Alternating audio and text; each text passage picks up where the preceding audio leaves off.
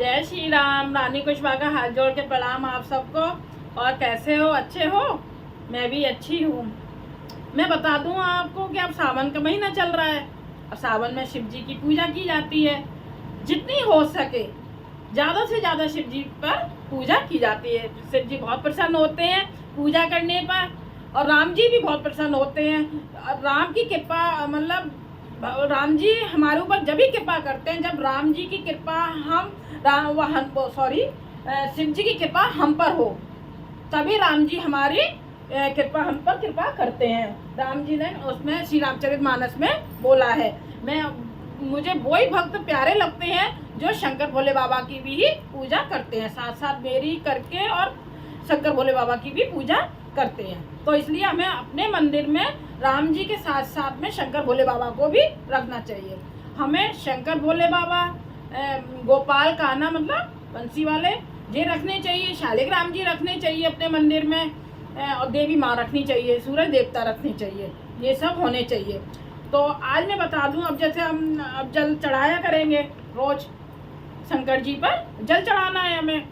तो कभी कभी ऐसा तो हम मंदिर नहीं जा पाते हैं। इन दिनों में पानी भी बहुत पड़ता है, पानी बरसता है, तो मंदिर नहीं जा पाते हैं।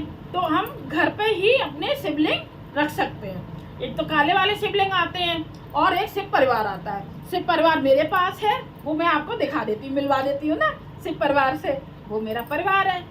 ये हमें कहना चाहिए कि ये हमारा पूरा परिवार हमारा है, हम इनके बच्चे हैं, ये परिवार है। किसी को कोई ना कोई नाम देना चाहिए। जैसे कि रामचंद्र जी है, उन्हें अपना पति मान लो, सखा मान लो, बेटा मान लो, कोई भी रूप मान लो है। माँ को भी सीता जी हैं, उन्हें भी अपना कोई ना कोई नाम देना चाहिए। गोपाल का नाम है बेटा, उन्हें भी आप बेटा मान सकते हो, पति मान सकते हो, सखा मान सकते हो, भाई मान सकते हो, कुछ भी मान सकते हो, पर ये नाम हमें देना चाहिए। शंकर जी हैं, अब ये सबसे बड़े हैं शंकर जी, तो ये हमारे दादाजी हो गए। बाबा साहब दादाजी हो गए, है ना। मैं मानती हूँ ये ऐसे।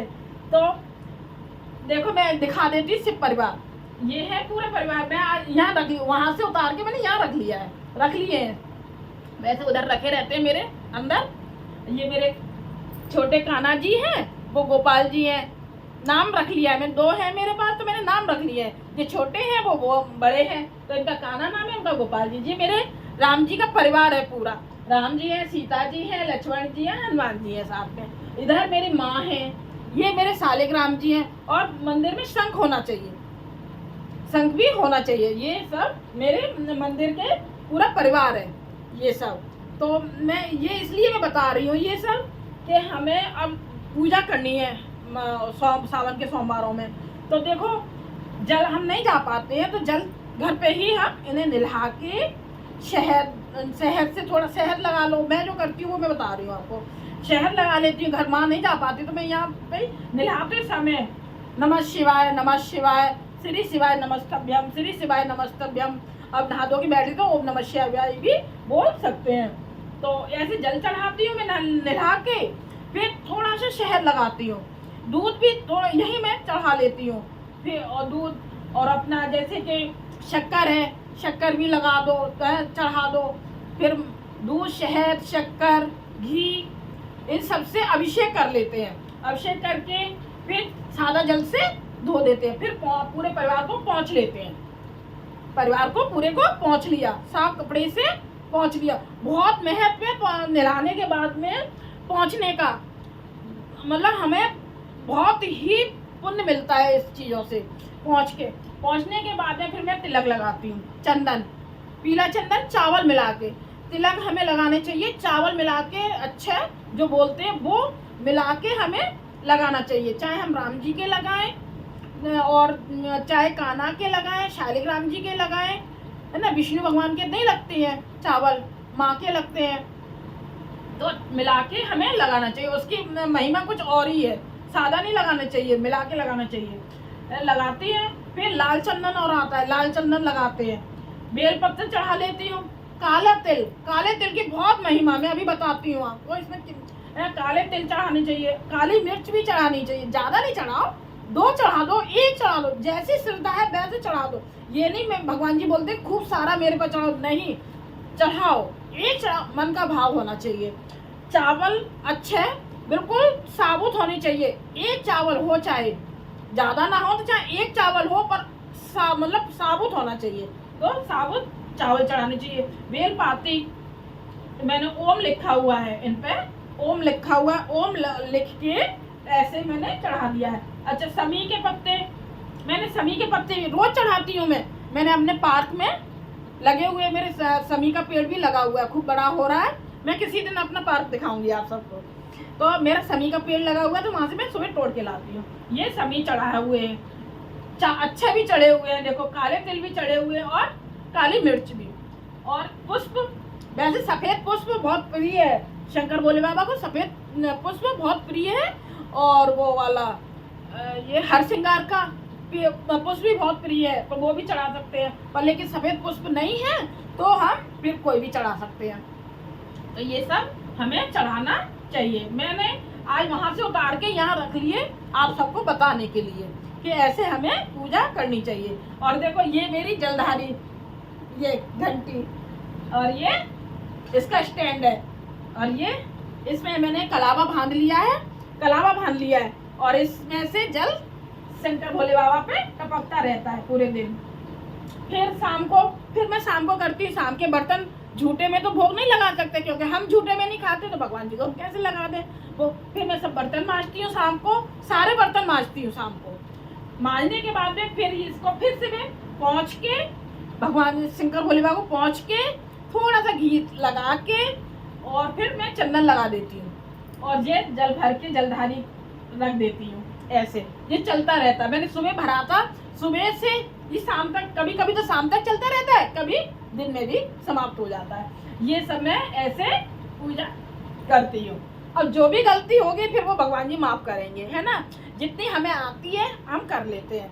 मैं महाराज जी से जितना मैं सुनती हूँ वो सब मैं आप सबको बताती हूँ, क्योंकि मैं भी सुनती हूँ महाराज जी से, मैं पढ़ती भी हूँ और पढ़ के बताती हूँ, महाराज जी से सुन के बताती हूँ, और वो मैं खुद में करती हूँ, वो मैं सब आपको बताती हूँ। ऐसे नहीं मन गढ़ंत जो मेरे मन में आ गया वो मैंने आपसे बोल दिया, नहीं, मैं ऐसे एक बात भी नहीं बोलती हूँ आपसे। मैं सब प्रमाण के साथ में, महाराज जी मुझे मतलब मुझे नहीं, सॉरी, सबको बताते हैं, पूरे संसार को बता रहे हैं, तो वो मैं सुनती हूँ, आपको सुनाती हूँ। ये सब बातें और मैं बता देती हूँ। देखो क्या क्या चढ़ाना चाहिए हमें और उससे क्या क्या फल मिलता है, ये सब मैं बता रही हूँ। देखो शिवलिंग में जिस शिव पुराण में लिखा हुआ है, ऐसे नहीं कि मन चाहे बोल दिया, नहीं, शिव पुराण में लिखा हुआ है। मैं अब अभी मतलब अभी मैं रामायण में भी चल रही है, पर लेकिन वो भी मैं शिव पुराण में साक्षात में आपको दिखा के सुनाऊंगी सब कुछ। देखो क्या क्या चढ़ाना चाहिए, है ना। 1,00,000 पत्र बेलपत्र, जिस इंसान ने 1,00,000 पत्र शिव जी पर चढ़ा दिए तो उसे संपूर्ण पूजा करने का फल मिल जाता, संपूर्ण पूरी पूजा करने का फल मिल जाता। 1,00,000 पत्ते उसके बेल पत्र चढ़ाने के फल मिल जाता है। अच्छा, हर श्रृंगार के फूल प्रसिद्ध हैं, वो चढ़ाने चाहिए। और कन्नेर भी बहुत प्रसिद्ध है, भगवान को बहुत मतलब प्रसन्न करते हैं। पीला कन्नेर बहुत प्रसन्न है, वो बहुत खुश होते हैं भगवान जी पीले कन्नेर चढ़ाने से। फूल भगवान को पूजा का मतलब फल मिलता है, बहुत मिलता है, इससे बहुत प्रसन्न होते हैं। अच्छा, काले तिल, अभी मैंने बताया ना, काले तिल चढ़ाने से भी बहुत प्रसन्न होते हैं, हमारे घर में सुख शांति बनी रहती है। और देखो प्रसन्न होते हैं। और काले तिल चढ़ाकर पूजा करनी चाहिए। और 1,00,000 जौ जो होते हैं, गेहूँ जैसे, गेहूँ से और बड़े वाले जो जौ नहीं होते जिसमें भूसी ज़्यादा भूसी निकलती है, वो जौ, वो होते 1,00,000 चढ़ाओ। तो 1,00,000 जौ चढ़ाने चाहिए, तो उससे वंश की वृद्धि होती है, वंश की वृद्धि होती है 1,00,000 जौ चढ़ाने से। जिस शिव जी है ना, शिव जी के सिर ऊपर यहाँ उन पे चढ़ाना चाहिए, 1,00,000 जौ चढ़ाने चाहिए। शंकर जी के ऊपर गेहूँ चढ़ाने चाहिए। जौ चढ़ाने से, गेहूँ चढ़ाने से उस घर में संतान की कभी कमी नहीं होती है। आप जान सकते हैं कमी का क्या अर्थ है, कि जो मतलब जिनके बच्चे नहीं होते हैं वो तरसती रहती हैं, और सही बताऊं बात, मेरे भी बच्चा जो हुआ था, एक 5 साल बाद हुआ था शादी के, फिर 10 साल बाद। मैं भी बहुत विनती करती थी भगवान जी से, तो वो बच्ची नहीं रही। फिर उसके बाद में फिर बच्चा 10 साल बाद, मतलब उसके 5 साल बाद फिर बच्चा हुआ। अभी 10 साल, टोटल शादी के 10 साल बाद बच्चा हुआ था। बच्चा अभी बहुत अच्छा है, सुंदर है, सब कुछ है, सुशील है, 14 साल का बच्चा हो चुका है। वो सब किसकी कृपा से हुआ? शंकर भोले बाबा राम जी की कृपा से ये हुआ। तो इसे कहते कभी कमी नहीं आएगी। ये हम पूजा करते रहेंगे तो मेरे यहाँ कमी नहीं आई ना। बेशक चाहे वो लेट हुआ, पहली बच्ची हुई, कोई बात नहीं, वो मतलब सही नहीं थे, वो ओवर्शन हो चुका था वो अपने आप ही, तो वो फिर बच्चा हुआ, तो कमी तो नहीं आई ना।